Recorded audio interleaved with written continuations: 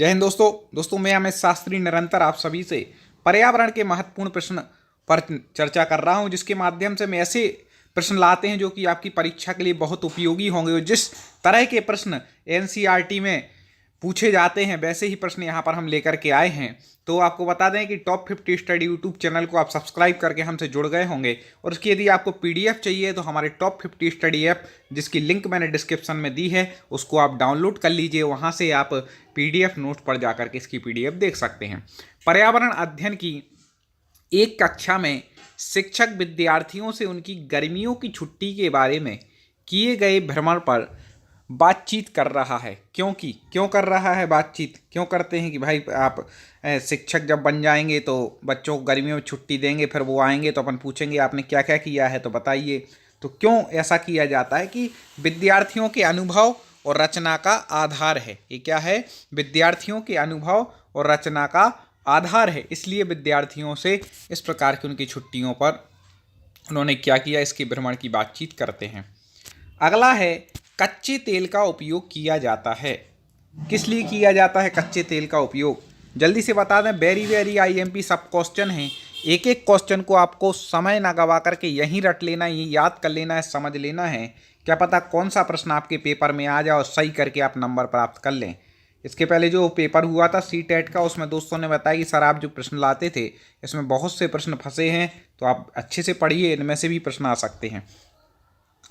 तो यहाँ पर आपको बता दें कि कच्चा तेल उपयोग किया जाता है। किस में किया जाता है? डामर बनाने में किया जाता है, प्लास्टिक बनाने में भी किया जाता है, ठीक है ना, पेंट बनाने में भी किया जाता है, औषधियों के बनाने में भी किया जाता है। तो सभी हो जाएगा, तो इनमें से हो जाएगा उपर्युक्त सभी, सब में किया जाता है। अगला प्रश्न है, इंद्रधनुष के रंगों का क्रम है।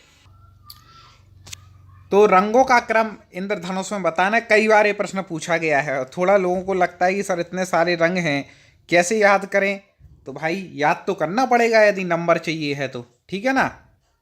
तो आपको बता दें कि इंद्रधनुष के रंगों का जो क्रम होता है, जल्दी से बता दें, यदि आपने पढ़ा हो तो कमेंट फटाफट करना है। आपको अपनी तैयारी का अंदाज़ा भी लगाना है, बाद में कमेंट में लिखना है कि आपके 30 में से कितने क्वेश्चन सही हो रहे हैं।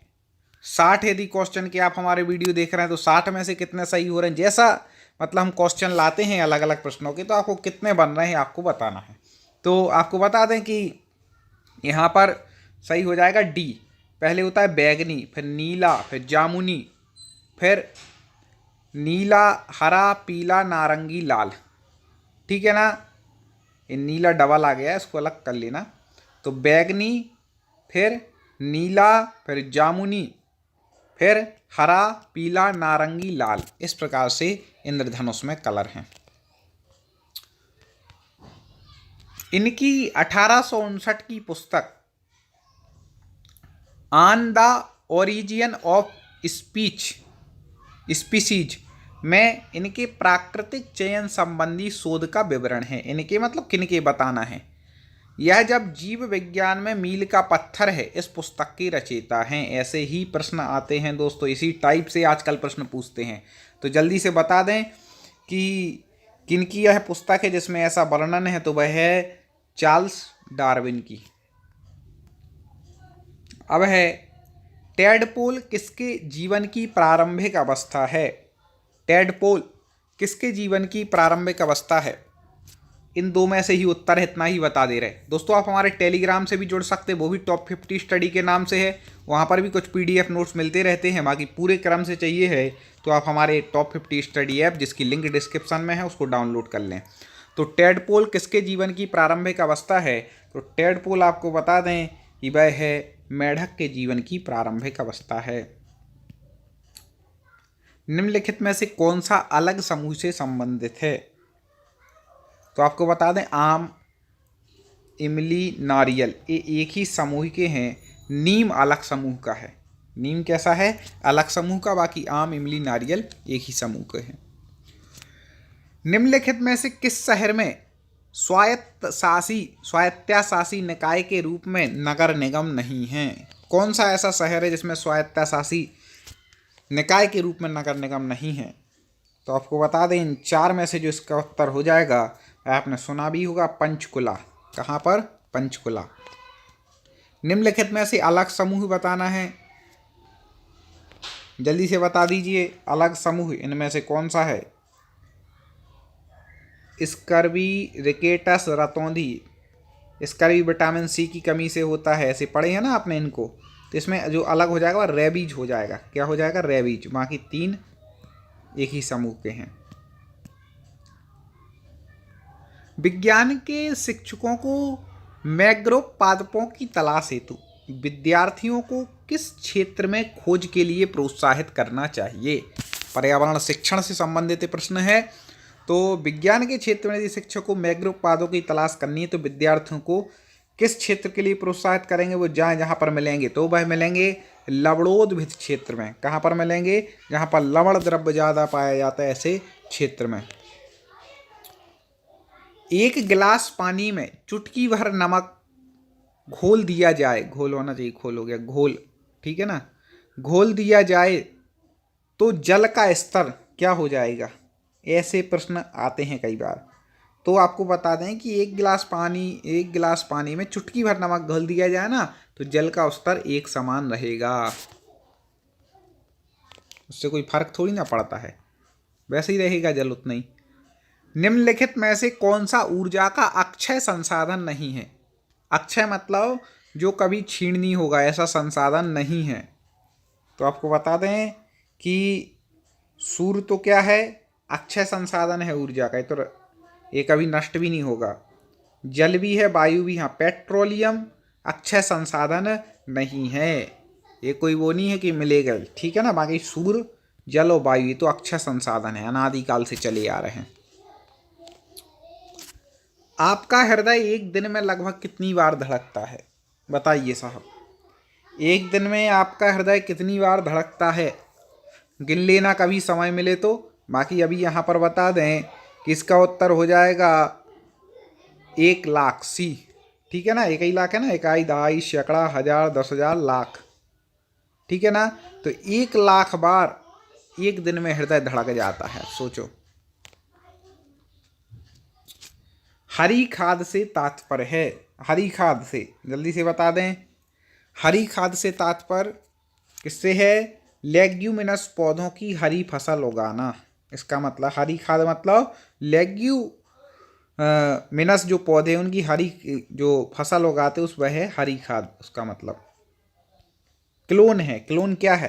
पर्यावरण में क्लोन शब्द की जानकारी आपको होनी चाहिए। तो आपको बता दें कि क्लोन एकल जनक से प्राप्त पौधे हैं, कायिक रूप से उत्पादित पौधे हैं, आनुवांशिक रूप से जनक पौधे के समान है। तो ये तीनों हैं क्या? क्लोन। उपर्युक्त सभी इसका उत्तर ठीक हो जाएगा। पिछले पार्ट ना देखे हों तो यूट्यूब पर हमारे चैनल टॉप 50 स्टडी सर्च कर लें, या क्लिक करके आप प्लेलिस्ट में जा कर के भी हमारे और पार्टों को देख सकते हैं, या चैनल पर जा कर के डायरेक्ट भी देख सकते हैं। बंद कमरे में यदि कोई 3-4 घंटे के लिए कोयले की अंगीठी का प्रयोग करता है तो इसका खतरनाक प्रभाव रहेगा। कमरा बंद हो और कोयले की अंगीठी 3-4 घंटे के लिए कोई कमरे में जला दे तो क्या होगा उसका फर्क? तो आपको बता दूं उसका फर्क पड़ जाएगा, रक्त में कार्बन मोनोऑक्साइड की मात्रा बढ़ जाएगी, ठीक है ना। कार्बन मोनोऑक्साइड की मात्रा बढ़ जाएगी रक्त में। अब देखें, बड़े अच्छे से समझिएगा प्रश्न को।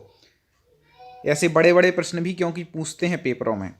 विज्ञान की एक शिक्षक 6 छात्रों को 3 समूह में बांटता है। विज्ञान का कोई शिक्षक है वह 6 छात्रों को 3 समूह में बांट देता है, 2-2 का एक समूह बना देता है। प्रथम समूह के सदस्य आपस में आलिंगन कर रहे हैं, दूसरे समूह के सदस्य एक दूसरे से हाथ में हाथ पकड़े हुए हैं, तथा तीसरे समूह के सदस्य एक दूसरे से दूर दूर खड़े हैं। शिक्षक क्या पढ़ाना चाहता है? क्या पढ़ना चाहता है? जल्दी से बता दीजिए, फटाक से कमेंट कर दें दोस्तों। तो आपको बता दें कि वह ठोस, द्रव और गैस की प्रकृति, किसको पढ़ाना चाह रहा है? ठोस, द्रव और गैस की प्रकृति को। यदि एक अध्यापक आलू, चावल, ब्रेड या शक्कर के उदाहरण का सहारा लेता है तो वह क्या पढ़ाना चाहता है? कोई उदाहरण आलू का, चावल, ब्रेड या शक्कर का उदाहरण ले रहा है तो वो क्या पढ़ाना चाह रहा है? तो वो बताना चाह रहे हैं कि भैया आलू में बहुत ज़्यादा क्या पाया जाता है, कार्बोहाइड्रेट पाया जाता है, इसलिए इसको ज़्यादा मात्रा में उपयोग ना करें इन चीज़ों को, ठीक है ना, नहीं तो मोटापा बढ़ जाएगा। अगला है कोनेन नामक दवाई प्राप्त होती है। कोनेन का आपने नाम सुना होगा, गेहूं इत्यादि या कहीं पर वो होता है ऐसे, जहाँ पर इल्ली लगने की इन सब की समस्या हो तो वहाँ पर डाल दिया जाते हैं। तो कोनेन नामक दवाई प्राप्त कहाँ से होती है? वह सिनकोना के पौधों से होती है कोनेन, ठीक है ना, सिनकोना के पौधों से होती है कोनेन। अवलोकन, प्रयोग व खाली स्थान विज्ञान की 3 विधियां हैं। विज्ञान की 3 विधियां कौन कौन सी हैं? अवलोकन, प्रयोग और निगमन, ये विज्ञान की 3 विधियां हैं। दोस्तों वीडियो को लाइक ना किया हो तुरंत कर दें, इतना तो आपको करना है, लाइक करना है और कमेंट में अपने एग्जाम जिसकी आप तैयारी कर रहे हैं उसका नाम लिखना है। साथ ही साथ आपको ये भी बताना है हमारे प्रश्न कैसे लग रहे हैं और आप किस सब्जेक्ट के प्रश्न की इच्छा करते हैं, तो वैसे हम निरंतर लाएंगे। तप्त भौमजल से किस प्रकार की ऊर्जा प्राप्त होती है? तपा हुआ जो भौमजल है उससे कैसी ऊर्जा मिलेगी? तो तप्त भौमजल से, भूमि का जो जल है तपा हुआ, उससे भूतापीय ऊर्जा मिलती है, ठीक है ना, भूतापीय ऊर्जा उससे प्राप्त होगी। एक वलय प्रणाली में घिरा हुआ है, खाली स्थान एक वलय प्रणाली में घिरा हुआ है जो अंतरिक्ष में हजारों किलोमीटर तक फैली है। कौन घिरा हुआ है भाई? वलय प्रणाली में जो अंतरिक्ष में हजारों किलोमीटर तक फैली। इन 2 में से एक उत्तर है, अब 2 में से तुक्का लगा के देख लो यदि नहीं आता है तो। और आप यदि कंटिन्यू हमसे पढ़ रहे हैं, आप हमारे सब्सक्राइबर हैं, तो पहले हम बहुत सारे प्रश्न लाए हैं, उनमें कहीं ना कहीं आपने पढ़ लिया होगा, क्योंकि लगभग अभी हम पर्यावरण के लगभग ज़्यादा नहीं होगा तो 700 से 800 प्रश्नों पर, 700-800 प्रश्नों पर चर्चा कर चुके हैं और निरंतर कर रहे हैं। क्यों? क्योंकि आपकी तैयारी मजबूत बनानी है, ठीक है ना। तो अब जल्दी से बता दें, 2 में से तुक्का लगा दें और सही पता हो तो फिर शनि लगा करके आगे बढ़ जाते हैं कि इसका उत्तर क्या हो जाएगा। शनि है, एक वलय प्रणाली से घिरा हुआ है जो अंतरिक्ष में हजारों किलोमीटर तक फैली है। प्रक्रिया जिसके द्वारा पौधे प्रजनन करते हैं कहलाती है। जिसके द्वारा क्या पौधे प्रजनन करते हैं वह कौन सी प्रक्रिया कहलाती है? तो वह कहलाती है परागण प्रक्रिया। कौन सी कहलाती है? परागण प्रक्रिया। फ़ारेनहाइट पैमाने पर पानी का क्वथनांक होता है, कितना होता है भैया? जल्दी से बता दें, पानी का क्वथनांक फ़ारेनहाइट पैमाने पर पानी का जो क्वथनांक होता है वह होता है 212, ठीक है ना। आगे देख लेते हैं। लोहे की छड़ को एक सिरे से गर्म करने पर उसका दूसरा सिरा भी गर्म हो जाता है, इस प्रकार के पदार्थ को कहते हैं। लोहे की जब जो छड़ होती है ना, उसको एक सिरे से गर्म करें तो दूसरा सिरा भी उसका गर्म हो जाता है, इस पदार्थ को क्या कहेंगे? एक ऑप्शन ए दिया है, ऊष्मा का अच्छा सुचालक, या फिर बाकी 3 ऑप्शन ए दिए हैं। जल्दी से आप बता दें, उससे पहले आप तो बता ही रहे हैं, मैं भी आपको बता दूं कि उसका उत्तर हो जाएगा ए, ऊष्मा का अच्छा सुचालक कहा जाता है, ठीक है। किस विटामिन की कमी से रक्त का थक्का नहीं जमता? वेरी वेरी आईएमपी, कई बार रिपीट होने वाला प्रश्न। कमेंट में फटाक से उत्तर कर दें दोस्तों, इसमें गलती मत करना, नहीं तो मुझे दुख होगा कि इतना पढ़ाने के बाद आप लोग गलती कर रहे हो, ठीक है ना।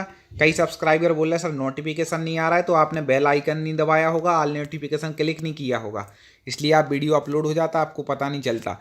टेलीग्राम में जुड़ जाए, मैं क्लास के पहले वहाँ भी लिंक सेंड कर देता हूँ। तो किस विटामिन की कमी से रक्त का थप्पा नहीं जमता है? तो आपको बता दें कि विटामिन के की कमी से, विटामिन के की कमी से रक्त का थप्पा नहीं जमता, याद रखना, कई बार पेपरों में रिपीट हुआ है।